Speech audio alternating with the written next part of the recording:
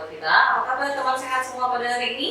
Baik, kalau semuanya pada sehat, tentunya ketemu sama saya lagi, Kak Nana, dalam acara podcast Sehat, podcastnya Dinas Kesehatan Kota Tarakan, yang tentunya akan membahas berbagai informasi dan edukasi di seputar bidang kesehatan. Nah, untuk podcast kita minggu ini, tentunya kita akan mengundang salah satu narasumber yang juga tidak kalah cantik dari yang sebelum-sebelumnya. Kita ketemu oleh Mbak Fancy Anitaria, Magister Psikolog klinis dari Kota Tarakan, yang kali ini kita akan membahas tentang maternal mental health tentunya ya. Kemudian bagaimana kabarnya Mbak Fancy hari ini? Baik, terima kasih Bu. Kegiatannya sehari-hari apa nih Mbak Fancy? Ya, kalau saya sehari-hari ini psikolog, saya punya biro di rumah dan saya menerima klien offline maupun online juga sekarang. Sejak pandemi nih mulai online gitu ya. Dan sekarang udah mulai agak berakhir pandeminya, saya mulai buka praktek offline seperti itu. Banyak ya di ya banyak appointment sih. Dan saya juga menjadi salah satu koordinator wilayah di komunitas Mother Hope Indonesia untuk area Kalimantan, di mana Mother Hope Indonesia ini mensupport para ibu gitu. Jadi ibu hamil, ibu melahirkan, pasca melahirkan, dan juga yang berkaitan dengan kesehatan mental. Iya, cocok sekali nih memang dengan kita hari ini ya. Nah, kita ketahui kalau mental illness ini kan bisa terjadi pada siapa saja, nggak memandang pada anak-anak, bahkan sama ibu-ibu yang seharian ngurus anak pun juga bisa terkena mental illness. Kemudian para ibu-ibu muda yang bekerja, kemudian yang punya banyak pekerjaan rumah, kemudian lagi yang baru melahirkan, dan juga yang baru pertama kali mengasuh anak. Mikir seperti kayak contoh kok ASI nggak keluar, terus kok juga mertua nih pada ngurusin, yang lainnya heboh, keluarga lain nyaran ini, nyaran itu, harus begini, babynya harus begini, babynya rewel. Gitu. Jadinya tuh beban pikiran si ibu nih riwah ya, jadinya udah penuh sudah dan bisa mengganggu mentalnya si ibu ya. Nah, mungkin juga dari beberapa teman sehat mungkin belum tahu ya, mengetahui apa sih disorder maternal mental health ini, dan mungkin ada yang sudah merasakan tetapi nggak menyadari ada gejala tersebut. Nah, tentang materi kita pada hari ini bisa kita lebih jelas nanti tanya kepada narasumber kita, dan mungkin juga sekalian kita pengen tahu ya, apa yang harus kita hadapi kalau kita menemukan situasi seperti ini. Nah, seperti yang tadi sudah saya ilustrasikan Mbak Fancy, apa sih yang disebut dengan, apa sih maksudnya maternal mental health ini? Ya, maternal mental health ini bisa sama mental ibu ya. Jadi dimulai dari ibu hamil, mengandung, termasuk kadang juga persiapan kehamilan itu kadang stressful ya bagi beberapa orang. Itu juga termasuk di dalamnya sebagai calon ibu.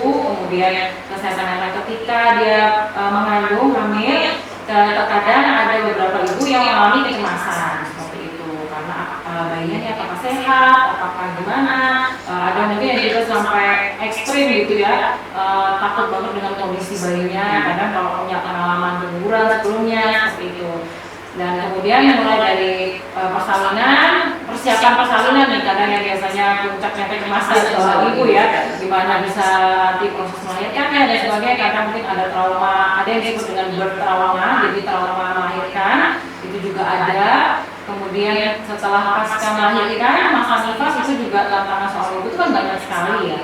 Seperti tadi sudah disebutkan, salah satunya campur tangan dari pihak lain, keluarga besar lainnya, kemudian dari diri sendiri juga, dari si bayi juga, karena proses menjadi seorang ibu ketika menjadi, apalagi ibu baru ya, bahkan mungkin yang ibu anak kedua dan ketiga pun beda-beda gitu karakter bayinya. Jadi makanya dibilang setiap ibu melahirkan itu memiliki tantangan yang berbeda walaupun sudah anak yang kedua dan yang ketiga, karena pengalaman sebelumnya terkadang ada yang nggak sesuai atau nggak bisa, mungkin juga hal baru gitu ya pada anak yang berikutnya. Seperti itu.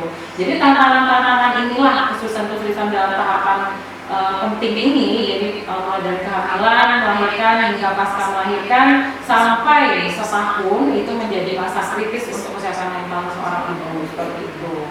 Nah, mungkin tadi sudah dijelaskan sama Mbak Prensi beberapa, tapi mungkin bisa disimpulkan jadinya apa saja sih penyebab pastinya dari maternal mental health ini dan juga faktor yang berhubungan dengan maternal mental health ini.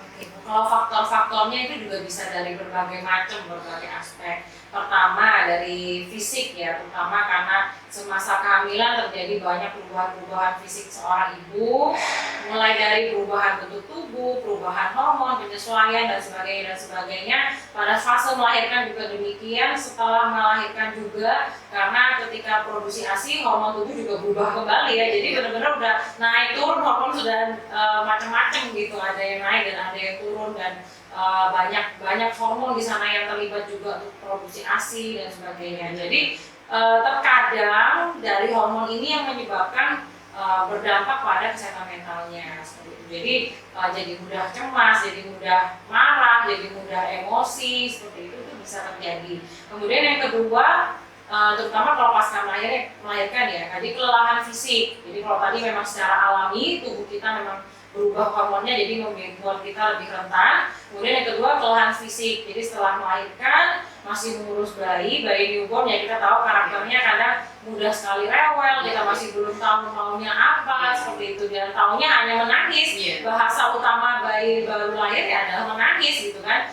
Jadi gimana caranya kita bisa memahami atau mengerti tangisan ini untuk apa? Oh ini lagi pup, oh ini lagi pipis gitu, atau ini lagi mau apa, minta digendong dan sebagainya. Jadi itu sangat membuat stressful. Jadi itu tadi kelelahan fisik karena mengurus bayi baru lahir ya, itulah kenapa pada ibu yang baru melahirkan itu sangat membutuhkan support system, terutama dari keluarga ya, dari ayah, ya, suaminya seperti itu, dari orang tua dan ya orang-orang di sekelilingnya yang bisa membantu seperti itu. Karena memang untuk menghadapi, bukan karena si ibu ini nggak mampu gitu ya untuk menjaga bayinya sendiri, tetapi karena si ibu masih fase untuk pemulihan badannya juga, tubuhnya juga, jadi itu sangat rentan di sana seperti itu. Itu faktor yang kedua. Kemudian juga bisa dilihat ketika support system itu sangat kurang, jadi memang suami mungkin juga mengalami, sekarang ada yang disebut juga ini depresi pada ayah gitu ya ketika memiliki bayi atau memiliki anak. Jadi karena ayah juga tidak siap mungkin mengatasi bayinya seperti itu, atau mungkin ada kendala-kendala yang lain sehingga suami kurang gitu supportnya terhadap istri. Akhirnya itulah yang membuat bagaikan bola salju ya. Jadi mungkin sudah dari kehamilan sudah terdeteksi adanya kecemasan, kemudian setelah melahirkan mengalami trauma misalnya, mungkin karena proses persalinannya yang sulit seperti itu, panjang dan melelahkan. Kemudian pasca melahirkan juga masih harus menyesuaikan diri dengan kondisi si bayi. Jadi akhirnya sudah bertumpuk gitu ya, sudah banyak banget bertumpuk, dan akhirnya kesehatan mental seorang ibu itu bisa terganggu seperti itu. Nah, kesehatan mental seorang ibu yang melahirkan ini apakah bisa berpengaruh terhadap baby? Tentu saja bisa sebenarnya. Jadi ada banyak, saya jelas dulu mungkin yang kesehatan mental ibu ini terdiri dari apa saja kali ya. Jadi pertama pada fase-fase awal itu ada yang kita kenal dengan baby blues syndrome. Jadi ini biasanya terjadi pada masa 2 minggu pertama pasca melahirkan. Jadi memang biasanya hal ini umum terjadi ya, makanya dibilang bukan gangguan utama tetapi sindrom ya, sindroma. Jadi setiap ibu mungkin bisa mengalaminya, tetapi biasanya hanya berlangsung sekitar 2 minggu karena ini adalah fase kritis di mana selain fase perubahan hormon dalam tubuh, jadi butuh pemulihan tubuh ibu, kemudian yang beradaptasi dengan bayi baru lahirnya. Jadi di sana yang kita sebut dengan baby blues syndrome. Baby blues syndrome itu tampak seperti gangguan mood pada ibu gitu ya. Jadi moodnya ibu ini naik dan turun. Kalau bisa dibilang memiliki anak, melahirkan itu kan hal yang bahagia ya.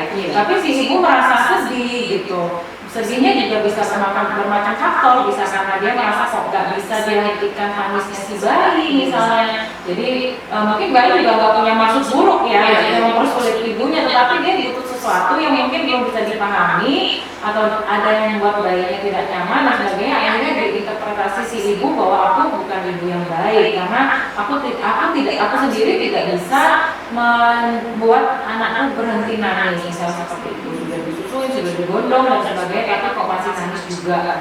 Jadi itu membuat stres pada ibu dan akhirnya pada beberapa orang menghindari bayinya. Jadi aku nggak bisa, aku nggak mau jaga bayiku sendiri, itu bisa sampai seperti itu. Jadi benar-benar tidak mampu untuk merasakan kebahagiaan memiliki bayi, walaupun mungkin orang di sekelilingnya di keluarganya mengucapkan selamat ya baru melahirkan dan sebagainya, bayinya sehat, bayinya lucu, tapi adakah yang bertanya apakah ibunya merasa bahagia, apakah ibunya merasa tenang, atau apakah ibunya sudah merasa lebih sehat, apakah mungkin apakah ibu membutuhkan bantuan seperti itu.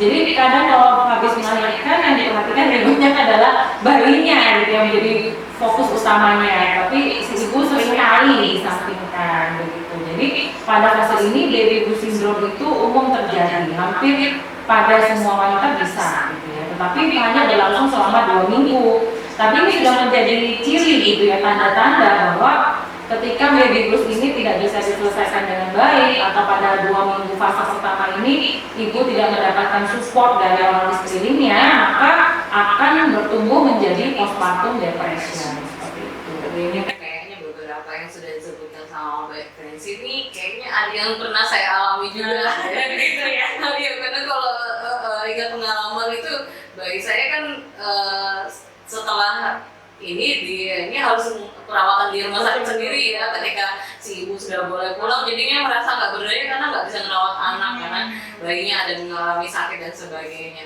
Nah itu saya alami sepertinya, berarti memang iya, dan terkadang ada rasa bersalah karena kalau misalnya bayinya sakit merasa bersalah apakah saya yang membuat saya sakit seperti itu. Dan ketika seorang ibu tidak mendapatkan support ketika dia merasa demikian, itu yang berbahaya gitu. Nah, itu yang saya rasakan, tapi untungnya support system saya dari keluarga itu ada, jadinya saya baik aja menerima dalam suatu keadaan begini.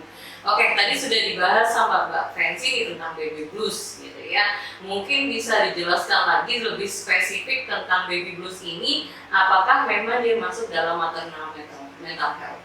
Ya, memang termasuk di dalam maternal mental health. Jadi justru fase pertama ya. Jadi fase pertama maternal mental health itu gangguan mental pada ibu itu adalah di baby blues syndrome ini.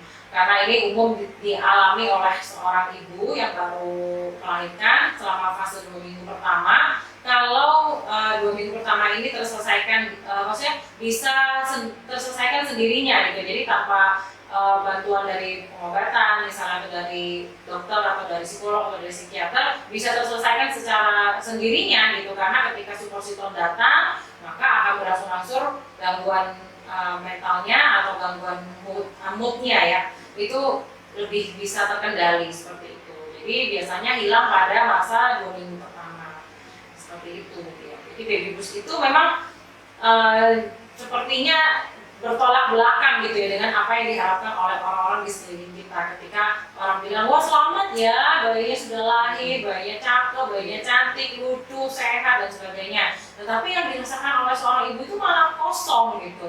Nggak bisa, bukan nggak senang kalau dia memiliki bayi, tetapi dia merasakan emosi yang bergejolak itu yang berbeda. Kadang jadi sering nangis, jadi kadang merasa nggak mampu, tidak berdaya itu tadi ya. Jadi merasa menangani bayi lahir ini anak sendiri gitu kan ya, tapi kok susahnya gitu kadang. Jadi membuat si ibu itu merasa tidak berdaya, tidak bisa melakukan apa-apa untuk bayinya, dan akhirnya melabel dirinya sendiri sebagai ibu yang buruk gitu. Jadi label ibu yang buruk ini justru sangat berbahaya ketika label ini terbawa-bawa, apalagi mungkin support systemnya kurang ya. Misalnya dari suami hanya melemparkan penjagaan bayi ini hanya kepada ibu misalnya, sedangkan suami tidak terlibat aktif seperti itu. Kemudian tidak ada support system keluarga lainnya yang bisa membantu. Akhirnya label ibu yang buruk itu menjadi pakem gitu di kepala atau di pikirannya seorang ibu. Jadi akhirnya ketika dia menangani anaknya, dia dengan posisi bahwa dia selalu merasa saya adalah ibu yang buruk, saya adalah ibu yang buruk, maka tentu saja akan mempengaruhi bayinya seperti itu. Karena bonding antara ibu dan bayi ini kan harus terjalin dengan erat ya dan kuat ya. Tapi ketika ibu ini menolak, maksudnya melakukan bonding dengan si bayi, maka bayi akan merasakan terlantar gitu ya, secara gak langsung ya, neglected child. Jadi terasa bahwa pemenuhan emosional si bayi itu tidak dapat, gitu, tidak bisa dipenuhi karena ibu merasa sulit untuk menjalin relasi dengan si bayinya seperti itu. Jadi akhirnya itu akan pada si bayi, ya ini kita ngomong dampaknya pada si bayi akan kekurangan kasih sayang gitu dari ibunya. Bukan berarti ibunya tidak bisa memberikan kasih sayang atau tidak sayang pada bayinya, tetapi karena si ibu mengalami baby blues syndrome yang mungkin berlarut-larut hingga depresi pasca melahirkan, itu yang menyebabkan koneksi atau bonding ibu dengan bayinya itu tidak berjalan dengan lancar seperti itu. Oke teman sehat, jadi seperti yang kita tangkap dari informasi Mbak Pensi tadi bahwa setelah 2 minggu pertama pasca melahirkan itu bisa saja kita terjadi baby blues, tetapi memang dengan support system yang ada di kita, terutama seperti keluarga, tentunya baby blues ini bisa hilang Terhindari, betul. Ya. Nah, satu lagi nih Mbak Pensi, Ya. kalau kita menghadapi situasi seperti ini nih, apa yang bisa kita ajarkan kepada teman sehat kalau berada di situasi seperti baby blues ini? Ya tentu saja ketika kita merasa diri kita udah nggak bener nih, rasanya nih emosi naik turun, mengatasi si bayi ini udah sulit gitu dan kepala udah pusing gitu ya, nangis terus bingung juga mungkin suaminya mau mengatakan istrinya gitu ya, dan istrinya juga bingung mau harus ngapain, belum lagi struggle dengan ASI gitu kan. Segera mencari pertolongan itu sudah pasti. Jadi bisa ke psikolog untuk mencari pertolongan, maksudnya apa yang harus dia mengutarakan dulu, apa yang dia rasakan, dia utarakan gitu kan. Dan ketika psikolog memberikan ini psikoedukasi gitu ya terkait apa yang harus dilakukan, itu pertama. Kemudian suami sangat penting untuk mendukung istrinya seperti itu. Sekarang kan sudah banyak komunitas-komunitas ya, itu juga sangat perlu sebagai support group kita sebutnya. Salah satunya Mother Hope Indonesia ini, kemudian kayak komunitas ayah ASI itu juga yang sangat kumpulan ayah-ayah hebat gitu ya, yang selalu mendukung istrinya dalam segala hal gitu kan, dan juga memberikan edukasi kepada para suami bahwa ayah itu juga harus ikut terlibat di dalam pengasuhan anak gitu, nggak cuma istrinya saja. Kemudian juga pendampingan dari tenaga kesehatan itu sudah pasti yang harus dilakukan. Kemudian selain support system tadi, itu yang utama ya yang harus dilakukan. Terus yang kedua, untuk diri sendiri tentu saja harus melakukan self care, yang disebut dengan self care. Jadi self care ini adalah merawat diri ya, tapi merawat diri nggak cuma secara fisik. Kalau merawat diri secara fisik kan ya kita tahu ya, misalnya mandi gitu, bersih diri gitu kan, kemudian olahraga, makan sehat gitu. Kemudian secara mentalnya juga nih gitu, misalnya sediakan waktu me time-nya yang berkualitas. Jadi usahakan suami bisa menjaga si bayi dulu, kemudian ibu bisa melakukan me time berkualitas bareng cuma 1 jam misalnya, melakukan hal yang dia sukai, atau entah memberikan masa tenang gitu ya, dalam 24 jam yang sibuk itu mengurus bayi baru lahir, setidaknya ada 1 jam masa tenang gitu. Entah itu mau diisi dengan hal-hal yang membuat tenang si ibu lah, bisa macam-macam ya. Ada yang mungkin sukanya menjahit, ya kerjakan dulu menjahitnya, atau melakukan hobinya, atau mungkin ada yang suka mau santai-santai misalnya juga boleh, mau tidur juga boleh. Kita tahu ya kalau ibu baru melahirkan itu tidur itu menjadi prestis gitu, karena nggak bisa tidur nyenyak misalnya dalam 2 jam straight langsung 2 jam tidur kan nggak bisa ya kalau ibu baru ya, karena anaknya nanti ada mau nyusu atau mungkin yang ibu memompa ASI juga harus rutin seperti itu. Jadi tidur dengan tenang itu menjadi kado terindah sebenarnya misalnya yang bisa diberikan kepada ibu. Nah ini juga penting. Jadi melakukan self care itu membuat kita merawat mental kita menjadi lebih sehat gitu ya, menjadi lebih balance gitu maksudnya. Jadi kita nggak cuma merawat fisik aja, karena fisik juga butuh pemulihan, kemudian merawat mental juga dengan melakukan me time berkualitas itu. Jadi ya nggak perlu banyak-banyak, juga nggak perlu yang susah-susah ya, yang di rumah aja, yang bisa dilakukan di rumah aja. Misalnya kalau yang hobi masak ya nyobalah masak misalnya gitu. Jadi bayinya dititipkan dulu sama suami, atau mungkin ada orang lain yang bisa dititipkan dulu, kemudian kita lakukan hobi yang ingin kita lakukan gitu. Kemudian ada yang ingin tidur juga boleh, karena tidur itu sangat langka gitu ya.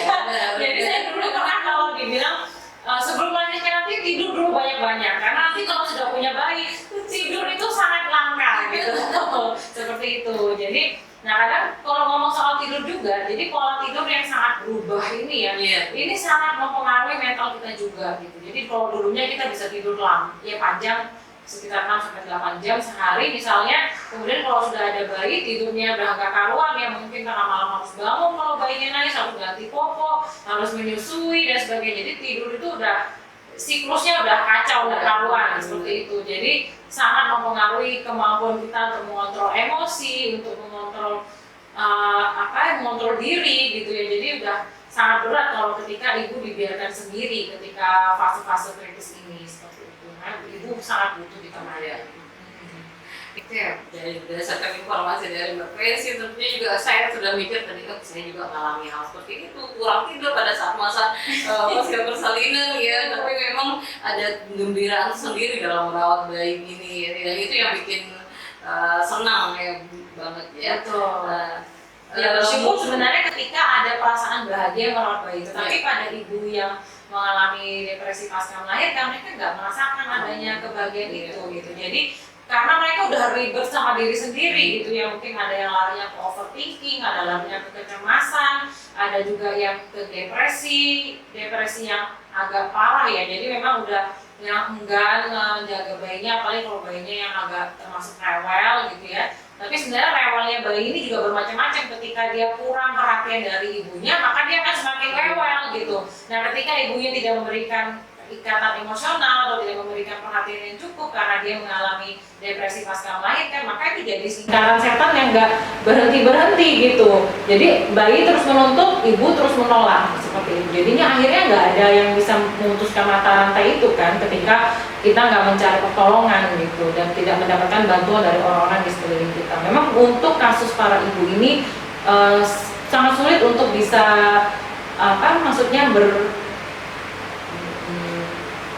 untuk bisa berdiri dengan diri sendiri atau mampu dengan diri sendiri, karena memang masih membutuhkan bantuan dari orang lain. Jadi nggak bisa, nggak ada yang namanya superwoman ya gitu ya. Jadi kita sangat membutuhkan bantuan dulu dari orang lain. Setidaknya sampai pemulihan tubuh gitu kan, mungkin 40 hari, kemudian baru pelan-pelan mengatasinya sendiri, itu mungkin bisa dilakukan seperti itu. Jadi bukan berarti seorang ibu tuh lemah karena dia harus mendapatkan bantuan gitu kan, tetapi memang begitulah adanya, kenyataannya, realitanya yang harus dihadapi. Terkadang mungkin pada sebagian ibu ada yang kasusnya seperti ini, karena sebelum melahirkan apa-apa tuh dilakukan sendiri gitu ya, mandiri gitu maksudnya. Semua bisa dilakukan sendirinya, tidak mengharapkan siapapun gitu. Tapi ketika dia melahirkan, kemudian dia kesulitan menghadapi bayinya, dia awalnya memang masih dengan pola bekerja yang seperti itu gitu ya. Aku pasti bisa, aku harus bisa, aku melakukan semuanya. Sebelumnya bisa mandiri, sekarang juga pasti bisa, tidak mau meminta bantuan dari orang lain. Justru itu menjadi bumerang bagi dirinya sendiri seperti itu ketika dia bersikeras gitu ya, untuk memaksakan dirinya untuk mampu mandiri. Sebenarnya itu bagus ya. Jadi ini memang agak kita nggak bisa memaksakan, tetapi kita juga membutuhkan bantuan dari orang lain seperti itu. Dan ketika kita memaksakan diri juga akan jadi bumerang diri kita, dan ketika kita juga tidak mengatasi atau tidak memanajemen gitu ya kondisi kita saat itu akan mempengaruhi kedepannya seperti apa. Jadi bisa semakin rentan gitu maksudnya untuk mengalami depresi pasca melahirkan. Oke. Terakhir nih Mbak Presi, mungkin ada yang bisa disampaikan pada teman sehat, seumpamanya apa saja sih trik dan tips seumpamanya kita berdampak di dalam pada pasca persalinan atau terutama mengalami gejala baby blues begitu, apa yang bisa disampaikan kepada teman sehat? Ya, pertama memang harus membuat support system itu dulu ya. Jadi memang sudah janjian nih sama suami sebelum melahirkan, atau mungkin sebelum, kalau kita bisa tarik mundur sebelum punya anak ya. Jadi ketika persiapan kehamilan itu sudah janjian nih sama suami. Nanti kalau sudah punya anak, bagaimana proses pembagiannya, terus misalnya ketika membutuhkan bantuan bagaimana, apakah secara finansial bisa meng-hire pengasuh misalnya atau babysitter gitu ya. Kalau misalnya tidak bisa pun, apakah bisa ada anggota keluarga yang bisa diajak untuk membantu seperti itu. Jadi pembicaraan seperti ini itu malah sebenarnya bisa dilakukan sebelum persiapan memiliki anak gitu ya.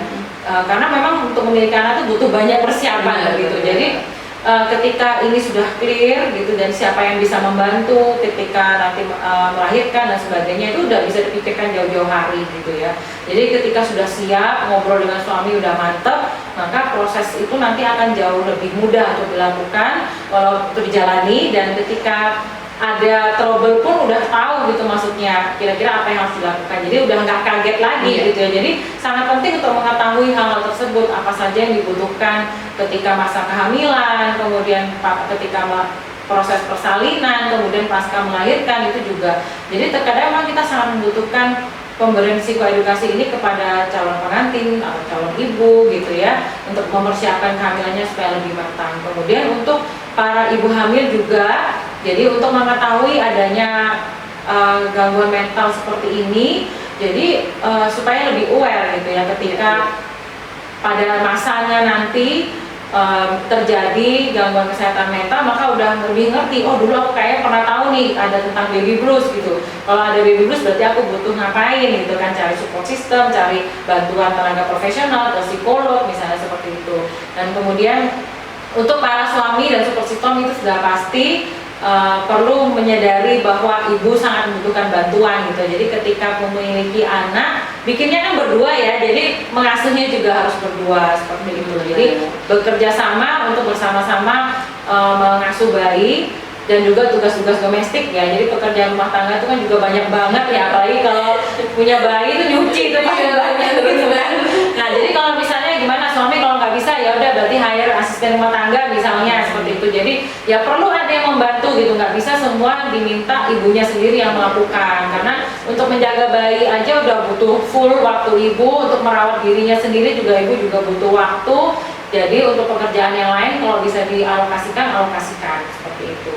Nah yang terpenting lagi juga untuk menghindari baby blues dan depresi pasca melahirkan, relasi suami dan istri ini harus dalam kondisi baik juga gitu ya. Jadi sebelum hamil kalau bisa itu juga sudah bisa menyelesaikan problem-problem yang ada di dalam rumah tangga seperti itu, atau mungkin sering cekcoknya dulu seringnya gimana gitu, jadi itu bisa diselesaikan dulu sebelum persiapan memiliki anak. Atau mungkin ketika pada saat ini pun masih sering bertengkar misalnya dengan suami, atau sering gak cocok paham gitu sama suami pada saat kondisi hamil ya, karena ibu hamil ini kalau emosinya naik turun kan juga pengaruh ya ke janin ya. Jadi kan harus menjaga kondisi di rumah itu sekondusif mungkin gitu kan. Suami juga bisa belajar gimana untuk menenangkan istrinya misalnya seperti itu. Jadi sebisa mungkin relasi suami istri itu dijaga sebaik mungkin gitu ya, sampai persalinan dan pasca melahirkan seperti itu. Oke, nah teman sehat, begitu banyak sudah informasi yang kita dapatkan dari Mbak Fancy terkait dengan maternal mental health ini, dan dapat kita simpulkan bahwa maternal mental health atau masalah kesehatan jiwa pada ibu hamil, kemudian persalinan dan pasca melahirkan itu bisa terjadi pada siapa saja, tetapi dengan support system dan dari keluarga, dari lingkungan dan sebagainya, mungkin hal ini bisa terhindari seperti itu. Iya. Oke, nah kalau seumpamanya nanti ada teman sehat yang pengen bertanya-tanya lewat podcast kami, boleh ya Bu? Boleh, nanti akan saya sampaikan langsung apa yang mereka ingin tanyakan, karena memang siaran kita memang terbatas ya. Jadi terima kasih banyak atas informasi yang Mbak Fancy sudah sampaikan. Buat teman sehat sudah sangat berguna sekali, karena ini betul-betul informasi yang sangat menarik buat kami.